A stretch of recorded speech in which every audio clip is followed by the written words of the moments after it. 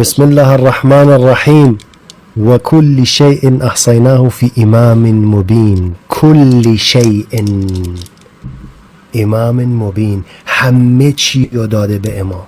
همه چی، درسته یا نه؟ همه چی، صفات خدا، خالق، رزق میده، شفا میده. کل شیء احصیناه فی امام مبین.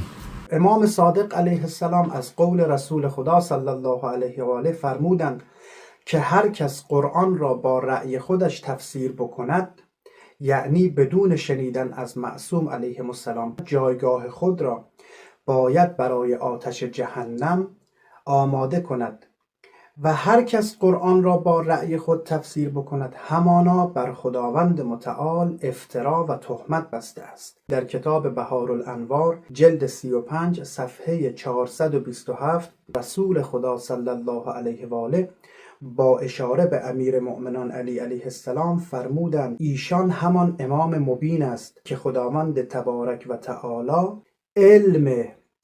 علم همه اشیا را در او جمع کرده است. در کتاب اعتقادات الامامیه شیخ صدوق صفحه 100 در دعایی که حضرت امام رضا علیه السلام می‌فرماید خداوندا هر کس که مدعی شود که ما رب هستیم یا ما خدا هستیم، از او به سوی تو براءت و بیزاری می‌جوییم.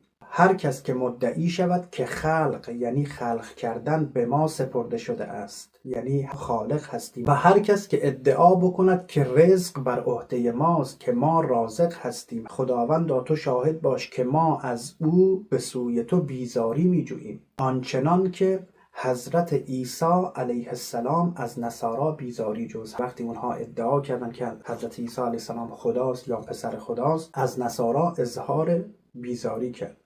حضرت امام صادق علیه السلام می‌فرماید والله ان الغلاة اشر من الیهود و النصارا و المجوس و الذین اشرکوا. غلو کنندگان بدترین خلق هستند، عظمت الهی را کوچک می‌کنند و برای بندگان خدا ادعای ربوبیت و ادعای خدایی می‌کنند. به خداوند قسم که قطعاً قالیان از یهودی ها و از مسیحی ها و از مجوسی ها و کسانی که شرک ورزیدند برای خداوند متعال بدتر هستند.